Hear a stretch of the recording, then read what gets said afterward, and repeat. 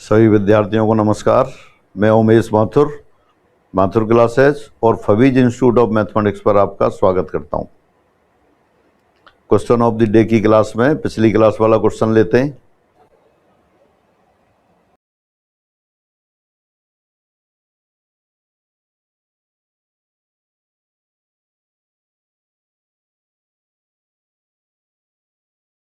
ये examination question लेते हैं 16।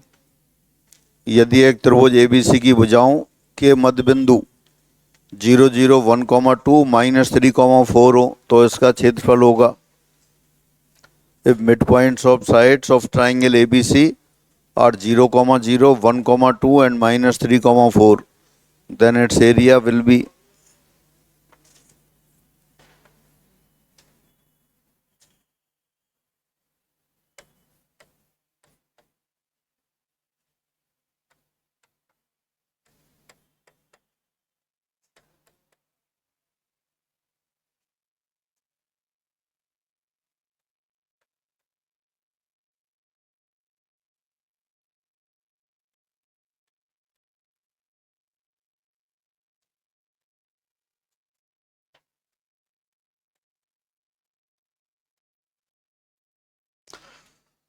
शीर्षों की बजाय भुजाओं के मध्य बिंदुओं के निर्देशांक दे रखें। तो भुजाओं के मध्य बिंदुओं से बनने वाला जो त्रिभुज है वो त्रिभुज एबीसी का 1/4 होता है। तो त्रिभुज एबीसी का क्षेत्रफल area of triangle ABC 4 times area of triangle DEF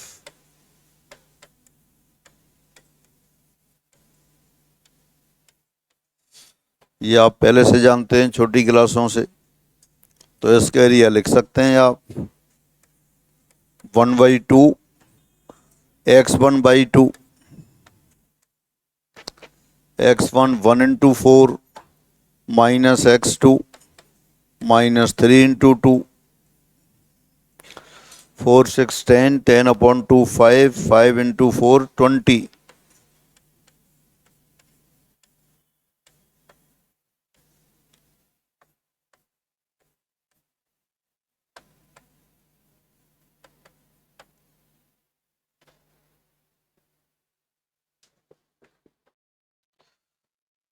हाँ, दोबारा से अब ये त्रिभुज का क्षेत्रफल पूछा था, लेकिन शीर्षों के निर्देशांक देने की बजाय भुजाओं के मध्य बिंदु दे रखे थे।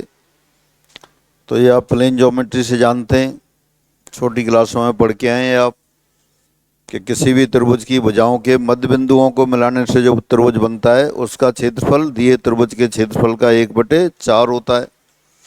तो आपने एबीसी का क्षेत्रफल निकालने की बजाय डीईएफ का क्षेत्रफल निकाला और 4 गुना कर दिया। ये भी कर सकते थे एबीसी के निर्देशांक निकालने फिर कर दें, लेकिन वो थोड़ा लेंदी हो जाता। तो इसी को रिजल्ट की तरह लिख लेते हैं।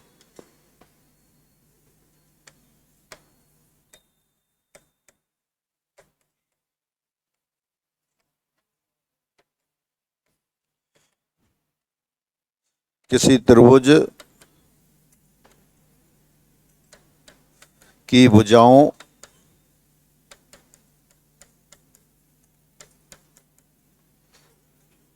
के मध्य बिंदुओं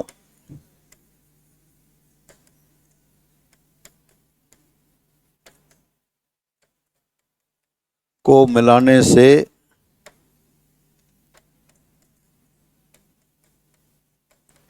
बने त्रिभुज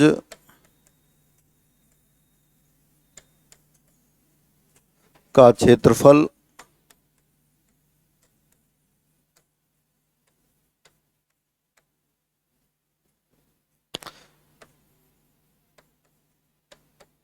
दिए त्रिभुज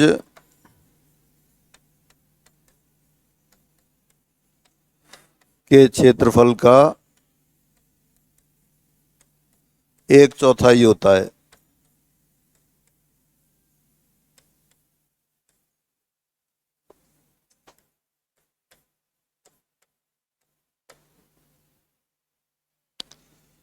The area of the triangle formed by the joining the midpoints of sides is 1/4 of the area of the original triangle। अर्थात यदि त्रिभुज ABC की भुजाओं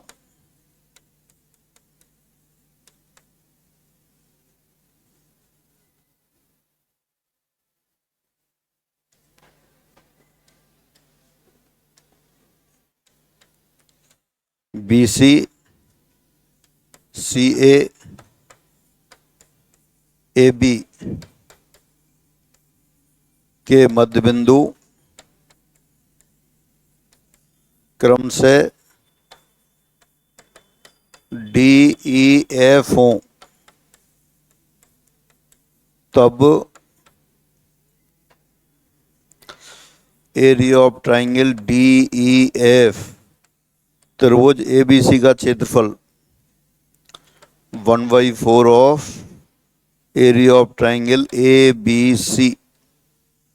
DEF का क्षेत्रफल ABC के क्षेत्रफल का 1/4 होता है। या आप लिख सकते हैं area of triangle ABC 4 times area of triangle DEF।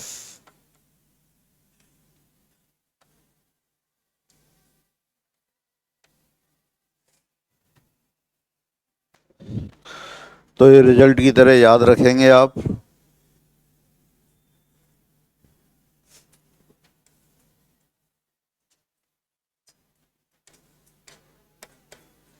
ABC त्रिभुज दे रखा था, इनकी भुजाओं के मध्य बिंदु DEF हो गए, तो DEF का क्षेत्रफल त्रिभुज ABC के क्षेत्रफल का 1/4 हो गया।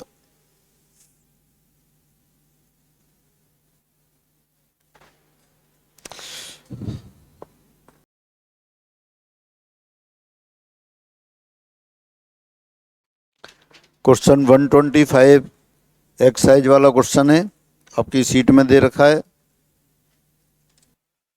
दो बिंदु कैपिटल A 3,4 और कैपिटल B 5,-2 हैं, और एक बिंदु P इस प्रकार है कि PA बराबर PB तथा एरिया ऑफ ट्राइंगल PAB बराबर 10 वर्ग इकाई, तब बिंदु P होगा। P के कोऑर्डिनेट्स पूछे हैं। 2 points are capital A 3,4 and B 5,-2 and a point P is such that PA equal to PB and area of triangle PAB equal to 10 square unit, then point P will be। तो coordinate निकालने हैं आपको P के। मान लेते हैं कि माना P के कोऑर्डिनेट x, y हैं, तो एक इक्वेशन तो PA बराबर PB से बन जाएगी, और दूसरी equation area of triangle PAB बराबर 10 रखेंगे उससे बनेगी। दोनों को सॉल्व करेंगे, x और y की वैल्यू आ जाएंगी। कीजिए सब।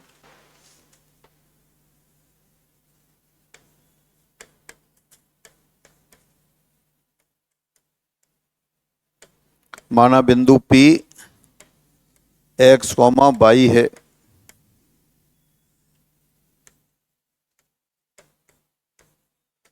अब PA बराबर PB, इसको लिख दिया PA स्क्वायर बराबर PB square. PA square distance formula लगा दीजिए, x - 3 whole square plus y - 4 whole square PB x - 5 whole square plus y - 2 whole square. x square cancel, y square cancel. x वाले पद देखे -6x, right side में -10x, तो 4x आ गया। y वाली term ली -8y, और उधर आएगा +4y, -12y, 9, 16, 25 कैंसिल हो गया, plus 4 minus 4 equal to 0. This implies x minus 3y minus 1 equal to 0. एक इक्वेशन आ गई।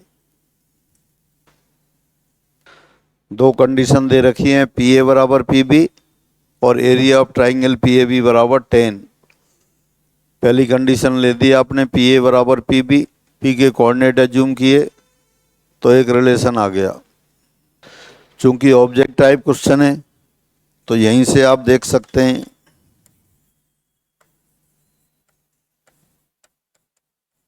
विकल्पों से हाँ पेन रोके जरा। पहले ऑप्शन में कोऑर्डिनेट क्या दे रखे हैं? 1 0। देखें सेटिस्फाई कर रहा है क्या? 1 0 तो तीन ऑप्शन में दे रखा है, सेटिस्फाई कर रहा है। दूसरा पॉइंट 3,2 ये सेटिस्फाई कर रहा है क्या? नहीं कर रहा, तो पहला ऑप्शन गलत हो गया। दूसरा देखें 2,2 सेटिस्फाई कर रहा है क्या? नहीं कर रहा। चौथा ऑप्शन 0,0 ये भी सेटिस्फाई नहीं कर रहा, तो थर्ड ऑप्शन बचा, यही सही हो गया। दो अभी सब्जेक्टिव मेथड से तो और करेंगे, लेकिन आपने क्या है, पी ए बराबर पी बी रखा।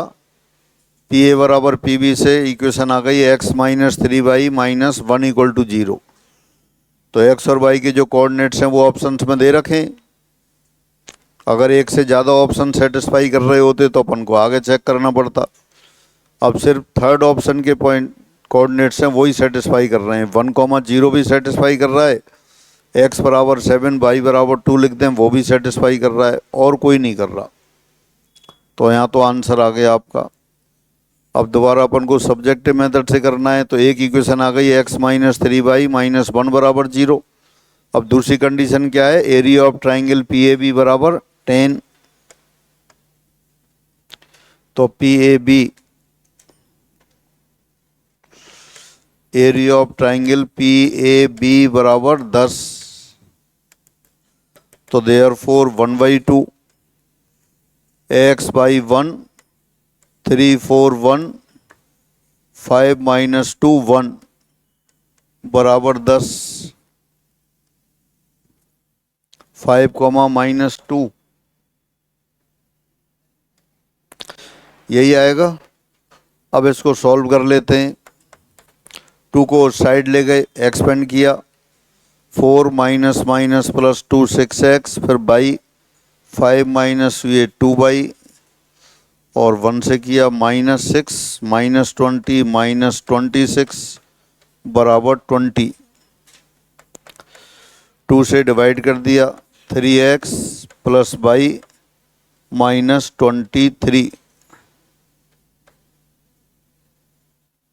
लेकिन तो अभी अपन ने सिर्फ प्लस 10 रखा है, लेकिन एरिया दे रखा होगा तो दोनों चिन्हों सहित काम में लेंगे।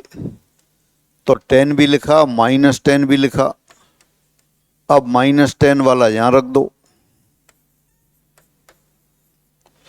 6x प्लस 2y, अच्छा माइनस 20 हो गया ये यहाँ नीचे आके, तो माइनस 26, और ये कितना हो गया, माइनस 6 बराबर 0। या कह सकते हैं 3x प्लस बाई माइनस 3 बराबर 0।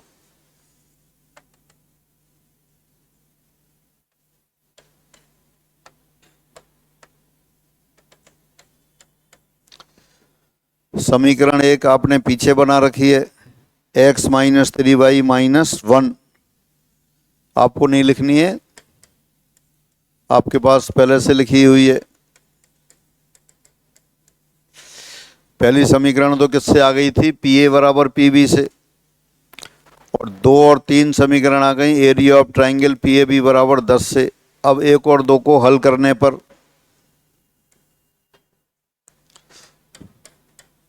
1 व 2 को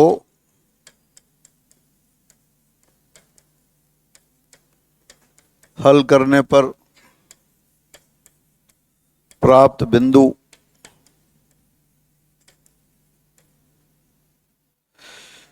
हाँ 1 और 2 को सॉल्व कर लो, क्या आ रहा है,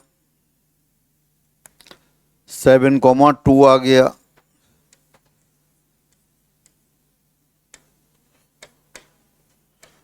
और 1 व 3 को हल करने पर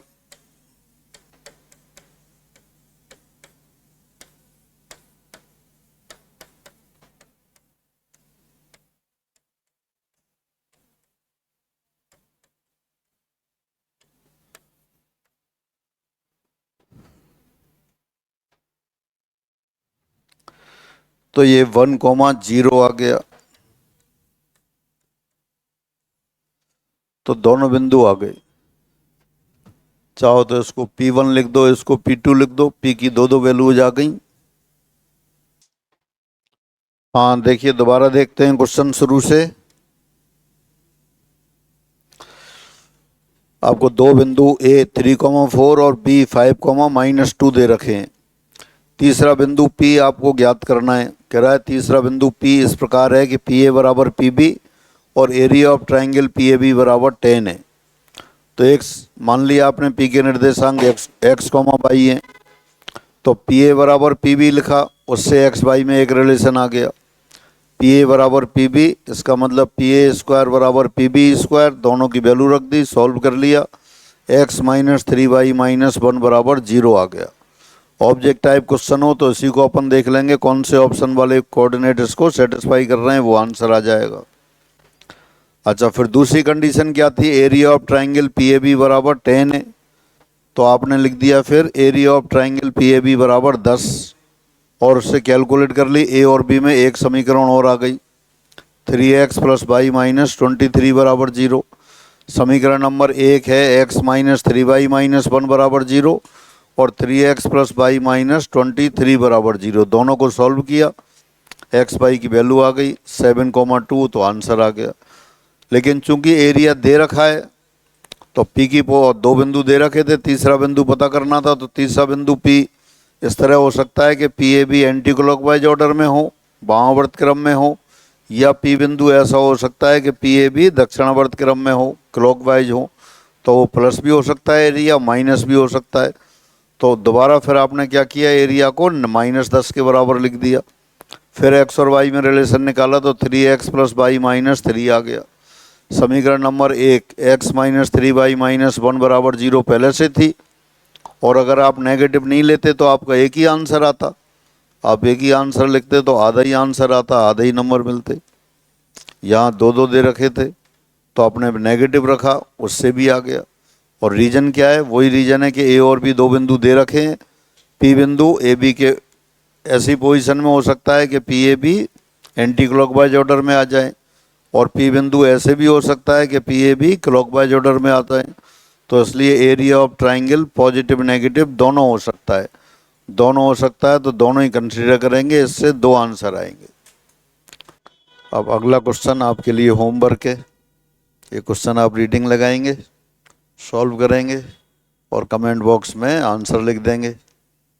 फिर अगली क्लास में दोबारा मिलेंगे।